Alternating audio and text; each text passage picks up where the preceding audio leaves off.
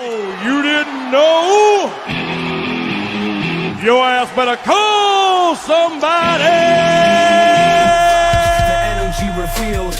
Brooklyn to Queens, reppin' both hoods. Rob and CP, keep it fire, misunderstood. Cheer 'em all loud, let the anthem flow. Mets fans unite at the pregame show. From city stand lights to the skyline greens, it's the heartbeat of Queens, the craziest dreams. Rob hype on the mic, CP's the fire spark. Together they ignite, voices like the park fans dripped in jerseys. Legacy bold, the Metropolitan story forever told. Turnstile spinning, the crowd floods the gates. This is family, no time for debates. Crack of the Batman, the roar never fades. Queens in the blood, it's how champions are made. Cheer 'em all loud, let the anthem flow. Mets fans unite at the pregame show.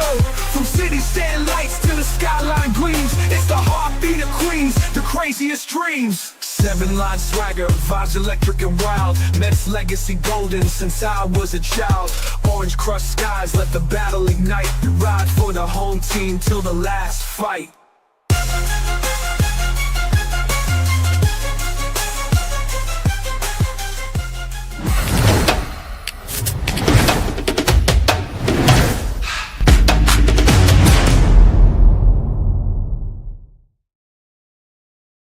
What's up, Mets fans? Welcome back to the amazing Mets pregame show right here on the channel and on X. How is everybody doing on this Saturday, June 7th, with our New York Mets getting the 40th win of the season last night in dramatic fashion late in the ball game from an unexpected pinch hitter in Francisco Lindor, getting the big hit in the top of the ninth to give the Mets the ultimate win in Colorado. Hopefully, it would be a lot better today or tonight when it comes to, making this game a lot easier, because they made it very hard yesterday for the Colorado Rockies, or made it hard for themselves to beat the Colorado Rockies, as they could not get runs in at all until Pete Alonso hit that double to give the Mets a 2-1 lead, and then they gave up the lead. And then they had to get heroics from Francisco Lindor late in the game with the broken toe and all, and he found a way to get it done. But we do need to be better. Let's be completely honest here. Listen, a win is a win, right? You can't bitch and moan about how you win. It's did you win? And I preached that for years on this channel, that stop worrying about how you win and ask the question, did we win? Because ultimately, that's all that matters. Nobody's going to care on September 1st and say, hey, do you remember that game in Colorado that we won, by the way? We had to wait until the 8th and 9th inning to really actually show up offensively. Nobody's going to really care, right? At the end of the day, it's the 40th win of the season. Nobody's going to remember when it's game 110 when we got our 40th win and how we got it and where we got it.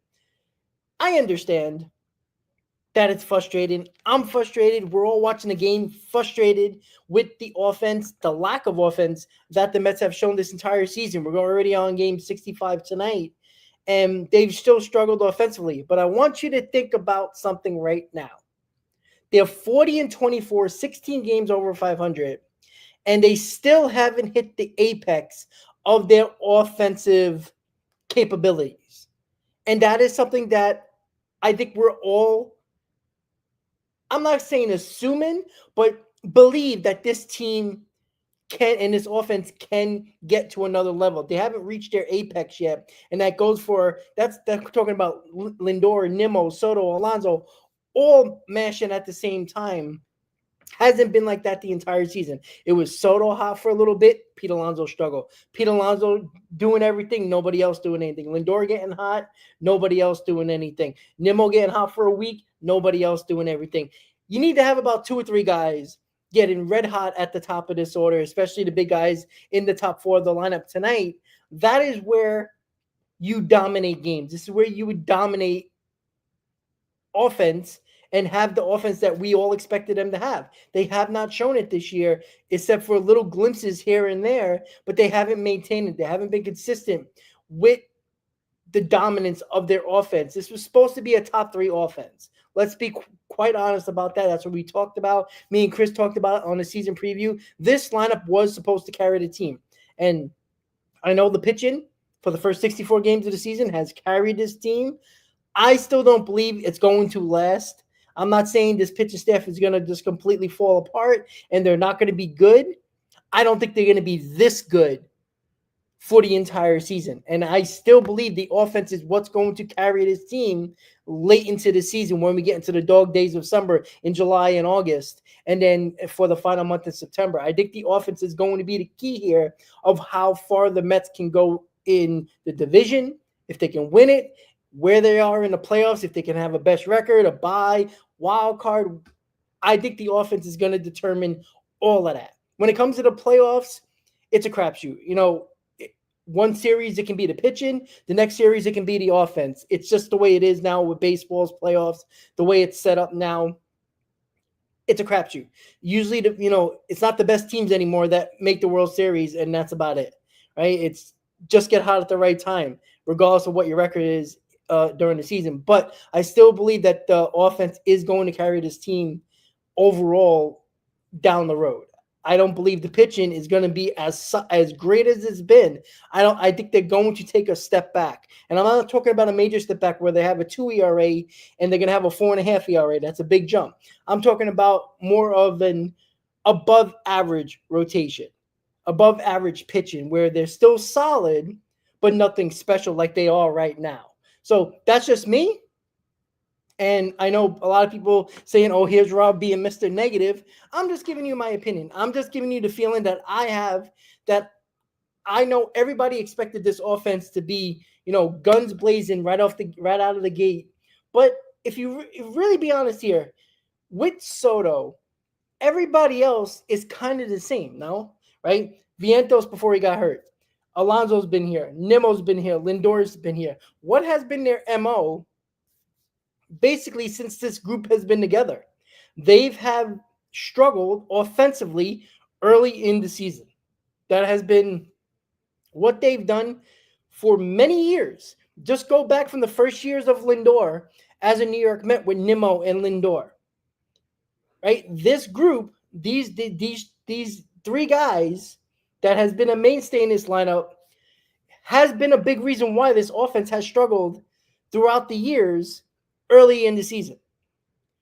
Last year was an anomaly because the pitching was actually really good in June, and Lindor basically had MVP type numbers. He was the only one doing stuff, and Vientos.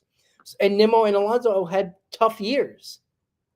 So it's funny how everybody forgets the fact that Lindor, Nimmo, Alonso are historically bad, or at least not really good to start the season offensively. Alonso has been a totally different player than he was the last couple of seasons, early in the season.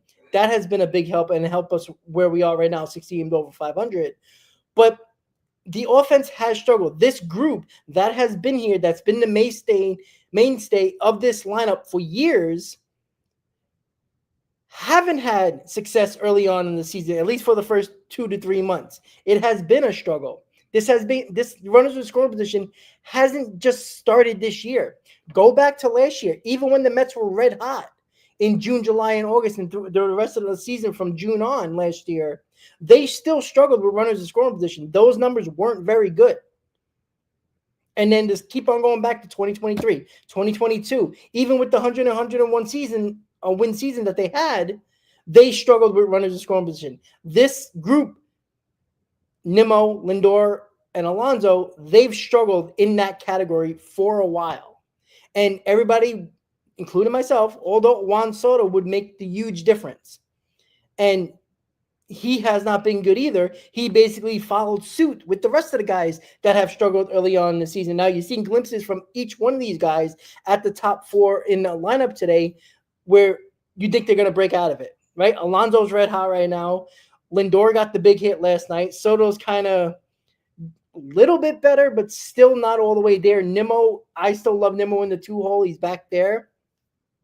And these guys got to get going. We need about 2 to 3 guys to be red hot at the same time. And it's possible. This is what we were expecting. I'm not expecting all 4 guys to be hot exactly the same time. One guy can be struggling when the other 3 guys are picking it up.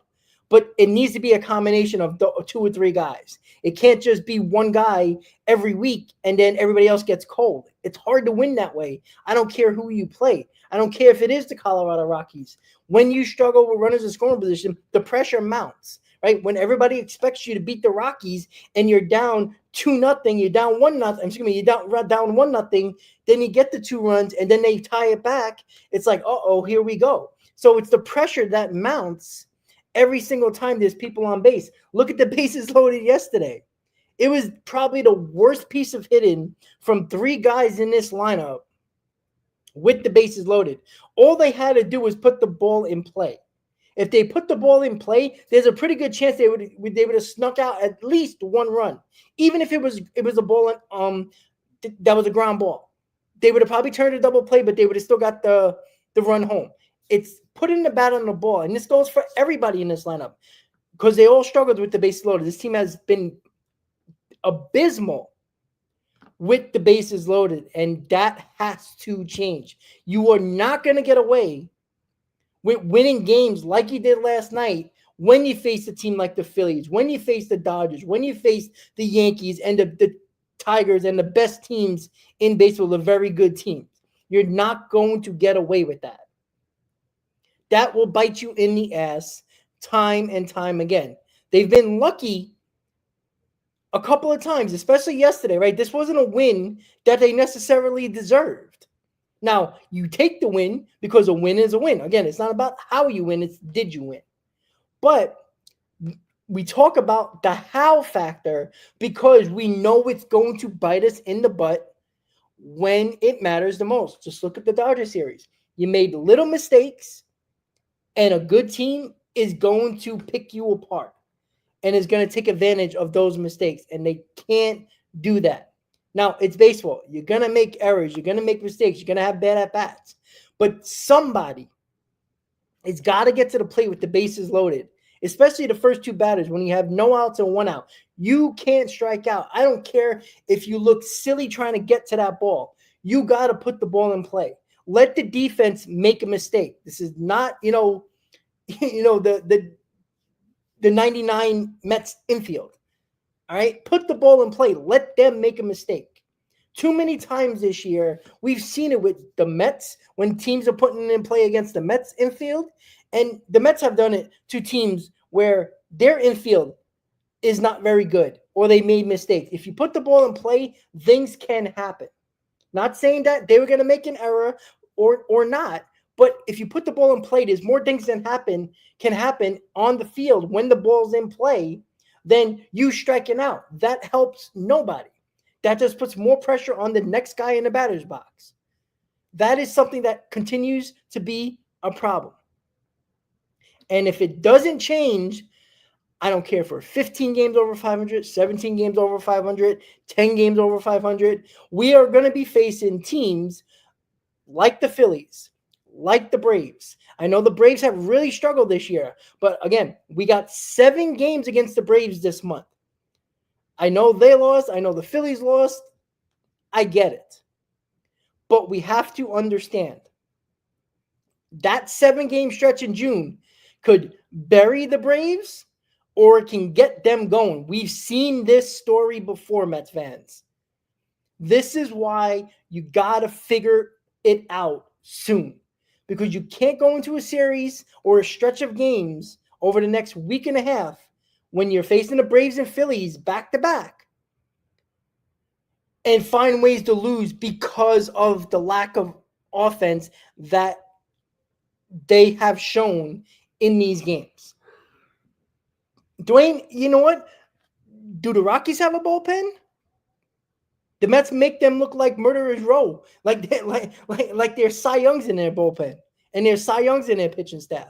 It's not about who's in the bullpen and who's in the starters. The Mets don't hit anybody with runners in scoring position. I don't care who it is. Look at the runners in scoring position against the Rockies in general, from Citi Field against the Rockies and the first game in Colorado. Still hasn't been good. 10-plus men left on base in almost all of those games. They won them all. That's what counts, but you're not going to get away with it against better teams. And it has to change. You can't rely on the pitching to always cover your ass and pick you up. At some point, they're going to fail. We saw it in the Dodgers series. When you miss opportunities, when you don't cash in on certain opportunities in the games like the Dodgers, just look at the game 2 and game 4. They lost those games because of that. And that's the main reason why. The Mets have lost a lot of the games. It really has. You can probably count on one hand where the pitching made you lose the game. One hand. You probably have to pick 3 hands, find another hand. Probably around 10 to 12 games this year where the offense could have easily broke open a game, tie a game, or go ahead in the ball game when they had more than 9 to 10 guys left on base and probably like 6 to 7 guys in scoring position, and they didn't get it done. That is the difference from winning the division and not winning the division with games that you lose like that. It's just terrible. Like they were 29th to 27th before last night. They probably moved back to 28th, but you can't be hovering between 27th and 30th in runners in scoring position and not stat and continue to be successful as a team and in your win totals. Eventually it's going to catch up to you, and it's going to catch up to the pitching because they can't constantly continue to hold these games and wait for the offense to figure it out late in ball games.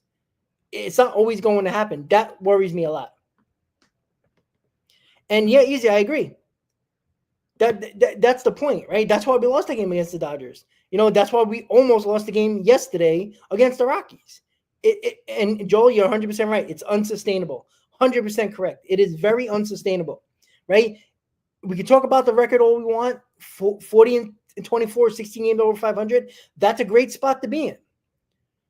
But like I just said, after this series, right, where we got Washington, I think we're at the Rays in Washington after this, and then we got the Braves, the Phillies, the Braves, right? So in that stretch, we have, 10 games against division rivals. Now, it is really nice that the Phillies can't fight themselves out of a paper bag right now, but this is the opportunity right now when you're facing teams that are inferior to you over the next 3 series with the Rockies, Nationals, who have shown that they're probably a 500 team. They got a lot of good young players, right? They're dangerous. We saw it when we faced them in Washington. They can beat you. And the Rays, who are struggling. These are series that you have to win. Because when you get to you want to get as much distance from the Braves and Phillies as possible when you face them. So if you do lose a series against them, it's not going to make or break, and it's not going to worry you too much because you have a nice little gap in the division. But right now, we got a 3-game lead on the Phillies. We got a 10-game lead on the Nationals because the Nationals are in 3rd place. And we got a 12.5-game lead on the Atlanta Braves. By the time we face them, I want that to be closer to 15. And again, the Nationals are 4 games under 500, and they're 10 games out. Right? The Phillies are 10 games over 500. So this is the opportunity right here prior to the middle of the month when we face the Phillies and the Braves for a 10-game stretch. When we got the Rockies, we got the Nationals, we got the Rays. Those are the opportunities where you stack those wins. And you got to figure out the offense in these series. You cannot continue to do this. It is going to burn you, right? At some point, the Phillies are going to get hot again. We all know that. You don't want them getting hot while they're ready to face the Mets.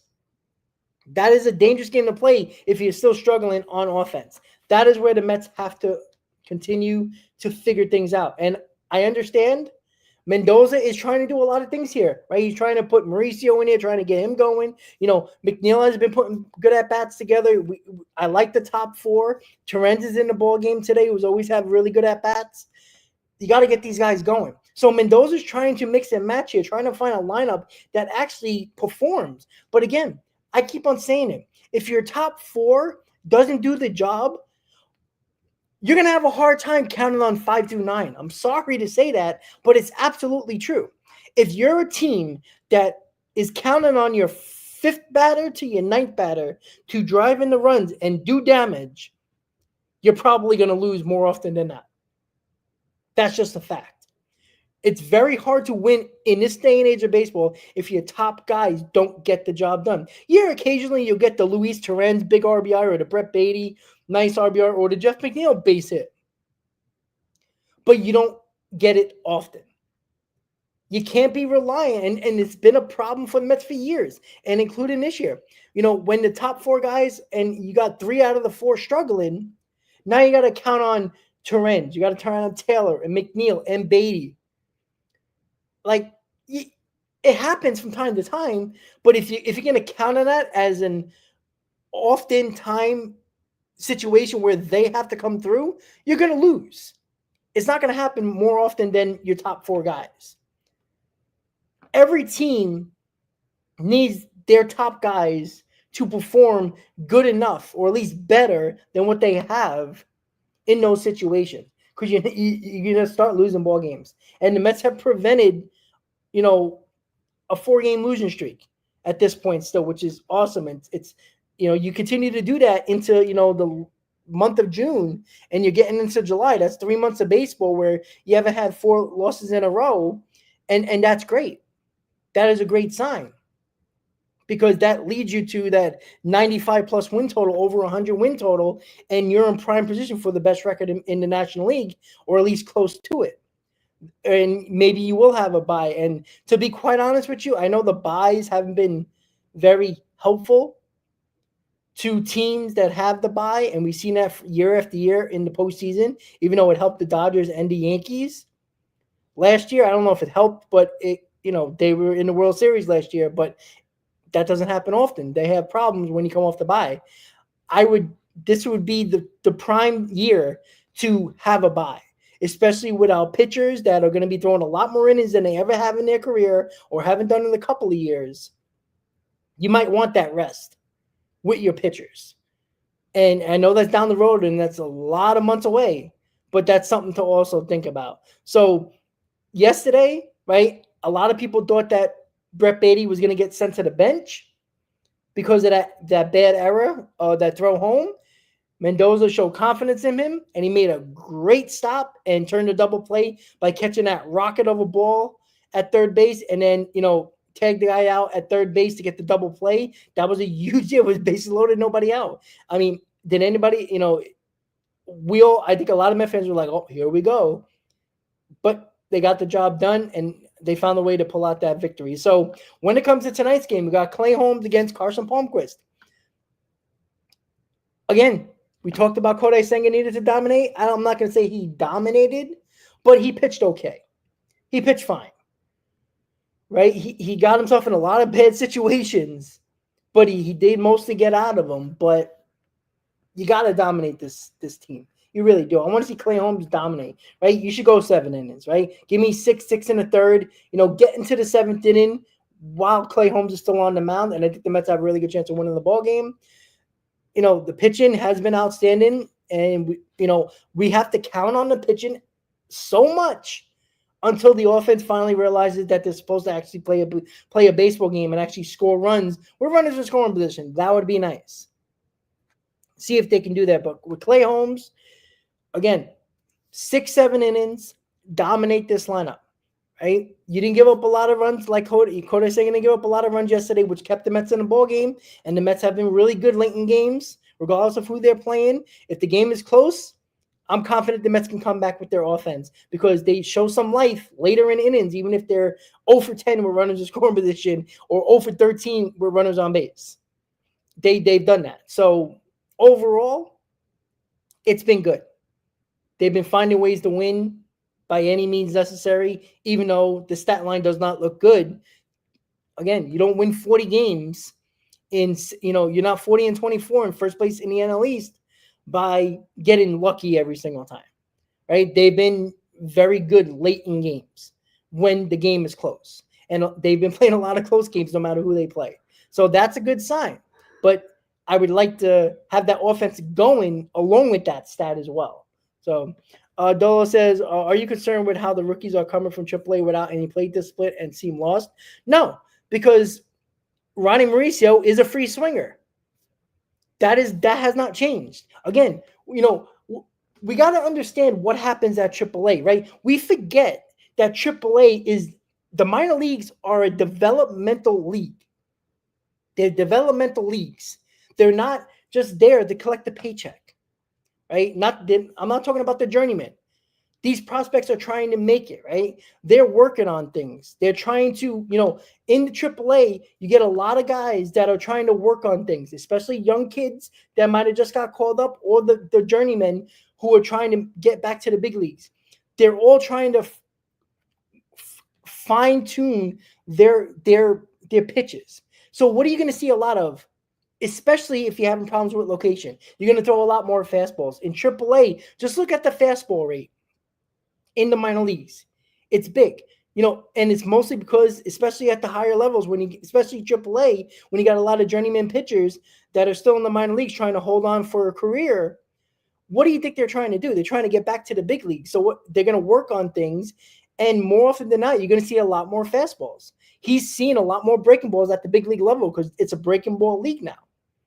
And that's something he has to adjust to. But when you're a free swinger, and Ronnie Mauricio, this is his problem in 2023 when he came up.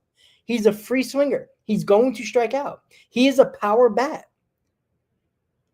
So he has to adjust, knowing that they're not going to throw him a fastball. And if they do, that's the one you got to hit. And he's got to learn to take those walks.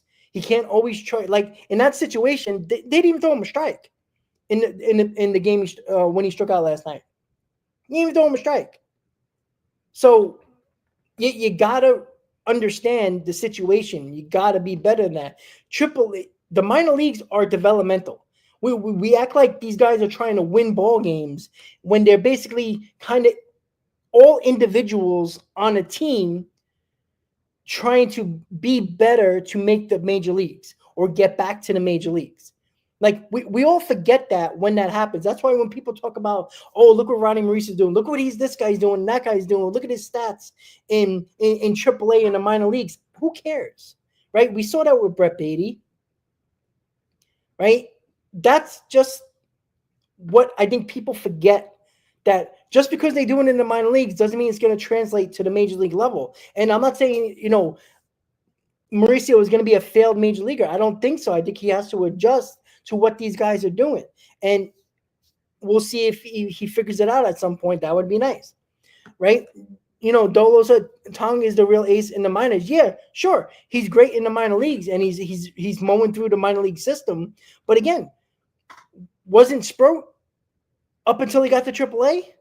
He can't get anybody out. He has like a 5 ERA, right? So that's why when I come to prospects, and when you got a roster, and this is where I disagree with a lot of people, and I know a lot of you guys disagree with me in certain points of this.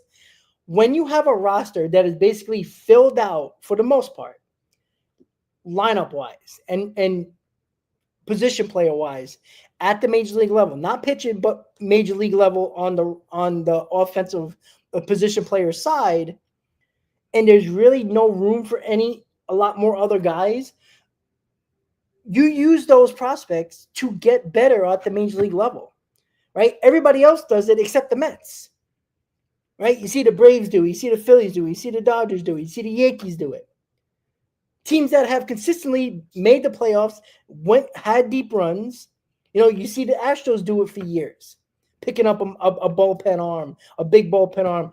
At some point, the Mets got to use that to their advantage.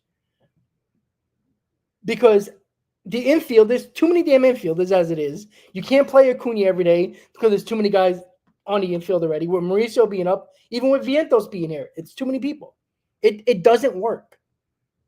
It doesn't work for a long period of time. You're stunting the growth of Luis Acuna because he's not playing every day. Nobody can tell me that it's helping him to be a better player, because it's not. Pinch running him and putting him in for defense is not helping his bat. We know he's a good defensive player. We know he can run. Yeah, that could be helpful on the big league club, but he's a top prospect because he can do all the things that we've seen in the minor leagues and that we're projecting him to be, especially with the bat. Not saying he's going to be a power hitter, but he's going to be a role player. He's going to be a guy that is going to be a guy that's set up innings, getting the base hits, making a base hit into a double but via a stolen base, or getting on base, beating out a throw, stuff like that, right? He's a table setter. That's what I think Acuna is going to be, and that's fine. You can be a very, very good player and be a table setter. You need that in the game. But when you're not playing these guys consistently, I think it hurts them. And this is why when I talk about prospects, you either got to play them or you send them down. Because either way, you're hurting your ball club. Now, the Mets have done a decent job that they've been winning ball games, but you're going to tell me Beatty was getting helped early on in the season, or Acuna, when they were platooning at second base? It was hurting both of them because they were doing matchups. If Beatty had a good day against a righty, if there was a lefty tomorrow, it would be Acuna in the lineup. It just doesn't make sense. And that's where I continue to say that there's got to be a decision made. You can't have Mauricio, you can't have Acuna, you can't have Beatty, and let's say Vientos comes back. One of those guys are going to get sent down. Mauricio or Acuna is probably going to be one of those guys, or Beatty is going to be one of those guys that gets sent down. Now, I still believe that the Mets favor Beatty a lot more than Mauricio or Acuna at this point. I know that's crazy to say, but it's true. It's obvious by what they're doing. But somebody's going to be sent down. And this is where I continue to say, if you can't have too many guys up.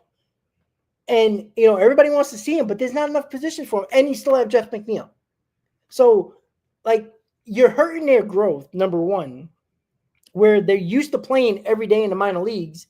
And now when they get at the big league level, yes, they can intermittently help the team in certain areas.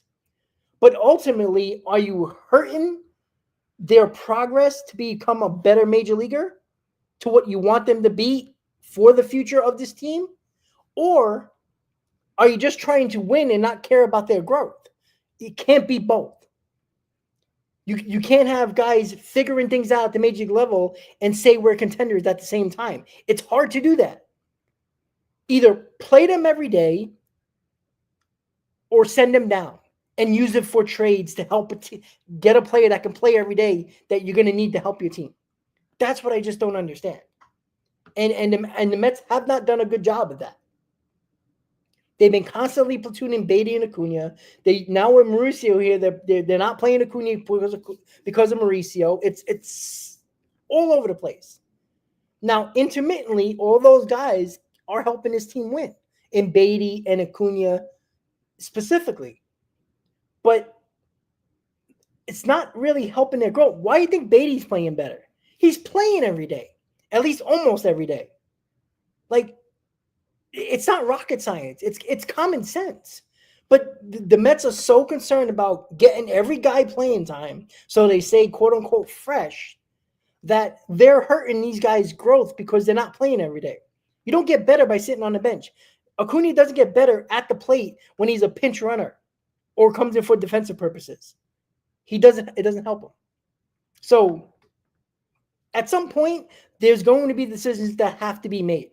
You can't leave all these guys in the minors because there's no room up here. And then when you bring them up, you sit them on the bench and play them twice a week. Doesn't help their growth. It doesn't make them better, which can ultimately make their trade value higher if need be. So at some point, they got to figure that out. And we'll see if they do that or not. Explosive, well, when was the last time? Let's see, Pete Alonso, Brandon Nimmo, right? Those guys... Pete Alonso, technically was a top prospect. Brandon Nimmo wasn't really a top prospect until later in his minor league career. Same thing with Pete Alonso. He struggled defensively. They didn't even think. Remember, it was Dom Smith over Pete Alonso prior to Pete Alonso taking over that job. So Pete Alonso and Nimmo has been those guys.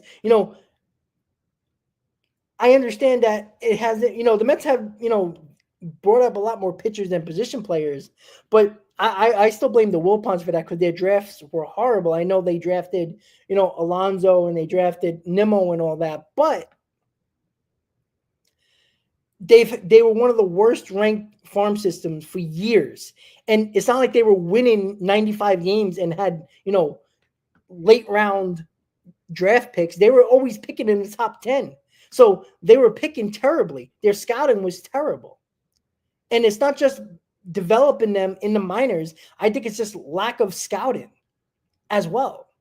So, and the Mets have done a really good job since Steve Cohen has taken over in the scouting department, in, scouting directors in all parts of the world, not just in the United States, DR, Puerto Rico, Venezuela, Asia, parts of Europe. Like, they're all over the place now. The Mets didn't have that. They had a little bit in the Caribbean, and they had a decent amount in the States, but you don't sign, Elian Pena to $5 million if the Wilpons still own this team. And it wasn't just about the money, it's just that they wouldn't have the necessary scouts to probably scout these type of guys. Like, that's the thing. So overall, they have been, like, Vientos broke out last year. I know he struggled this year, but Vientos was a big reason why the Mets got where they got last year. So you could say, well, they developed him too. We'll see where Mauricio is. Acuna and Beatty has helped this team this year. We'll see what they're going to become. Now, I ultimately believe it's going to be two of these guys that are going to remain on this team long term. Between Beatty, Mauricio, Acuna, and Vientos. Two of those guys are going to be mainstays on this Major League roster.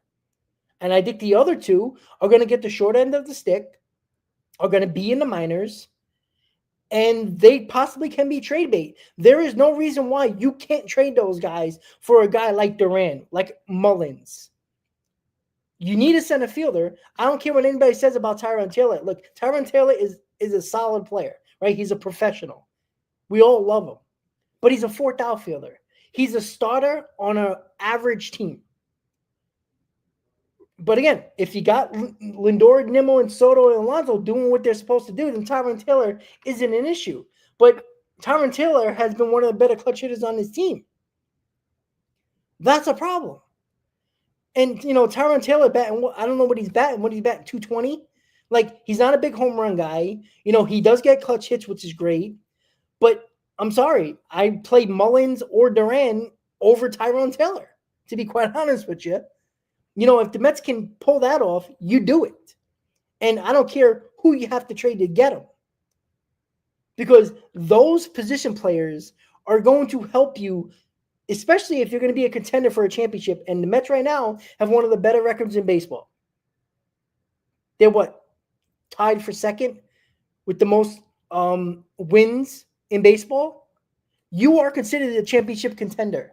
There is no reason why you don't go out and make that team better to win a championship. At some point, you got to go for it. Alonso is going to opt out this year. There's no guarantee that Alonso is going to be here long term. So right now, you can say a first baseman is a hole after this year. So there's a lot to look at and analyze. But when there's decisions that have to be made, they better make them. You can't half-ass a deadline again, because I was pissed off last year. I was pissed off in 2022 because nobody wanted to pull the trigger on better players. And we ultimately, it cost the team, in my opinion, last year and in 2022, in particular 2022.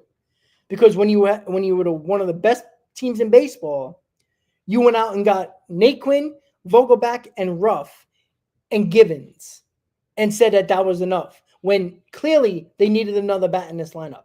They needed another bullpen arm. And they got terrible players. It's just silly, just because they didn't want to give up anybody. That could have ultimately, I'm not saying that would have been the end-all be-all. If they would have got better players, that they would have won the World Series, or they would have not choked away the division. I'm not saying that would have been a change. It might have still been the same thing. But if you go for it, I will feel a lot better that, all right, well, the organization, the executives did what they needed to do to put the right players on the field, and now it's the players to do what they need to do on the field. Then you can blame the players. But I totally blame the executives and the GM and all the other top executives that didn't want to pull the trigger. And ultimately, it hurt them. Last year, I think we needed a better starting pitcher. We needed a top 2 or 3 starting pitcher, not a Paul Blackburn, who wasn't going to start in the postseason. It ultimately hurt them because their pitchers basically fell apart. They got tired. They pitched so many more innings than they did in many, many years. And we expected them to get through a playoff run. And ultimately, it caught up to them in the NLCS. So, overall, with this team, the record looks great, right? You're 3 games up on the Phillies, 10 games up on the Nationals, 12.5 on the Phillies. I'm sorry, on the Braves.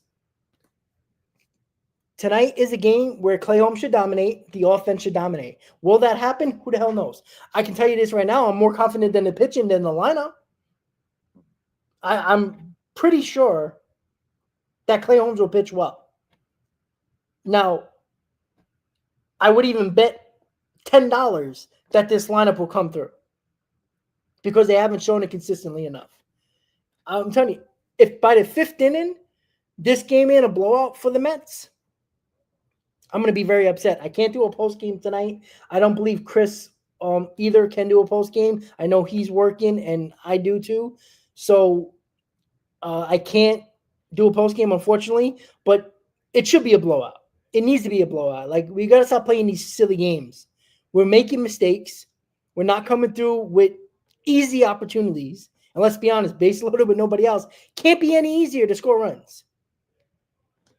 Get the job done. This game should be over by the 5th inning. I should be watching the basketball game or whatever game, whatever playoff game or whatever's on. I should be not consistently cursing at my TV about the Mets. Let me turn on something else and then put back on the Mets when the game's like 6-0. Like, that would be nice. Let's see if they do that. Offense needs to come through. I want to see more offense. I want to see better at-bats, especially with runners in scoring position. Clay Holmes, continue to do what you've been doing, but dominate this lineup again. Kodai Senga was very good yesterday. Clay Holmes, I expect to be very good. Confidence in the pitching is at a high for all of us.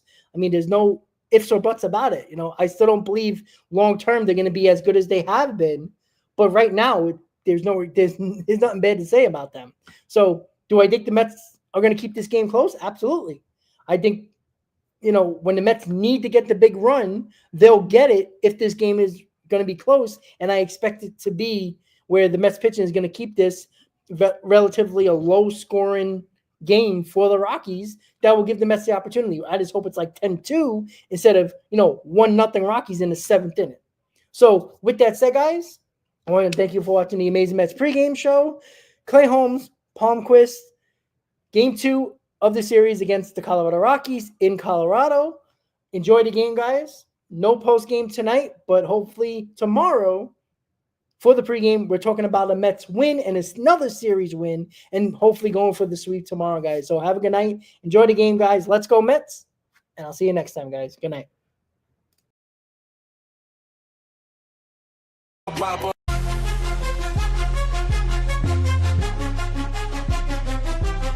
Seven train rumble, headed to the field. Orange and blue vibes, the energy revealed. Brooklyn to Queens, repping both hoods.